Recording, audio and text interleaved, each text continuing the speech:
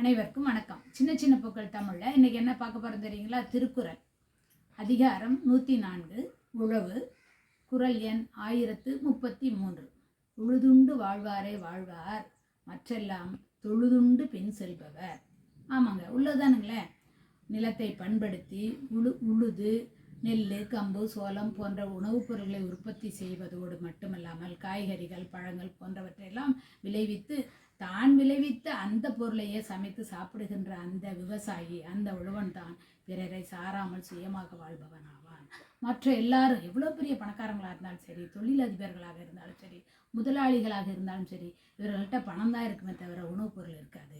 விவசாயிடம் இருக்கின்ற அந்த உணவுப் பொருளை பணம் கொடுத்து வாங்கி சாப்பிடக்கூடிய அவர்களை சார்ந்து வாழ்பவர்களாகவே கருதப்படுவர். இந்த திருக்குறளுக்கு தொடர்புடைய ஒரு கவிதையை அடுத்த நம்ம வீடியோவில் பார்க்கலாங்களா? நன்றி, வணக்கம்.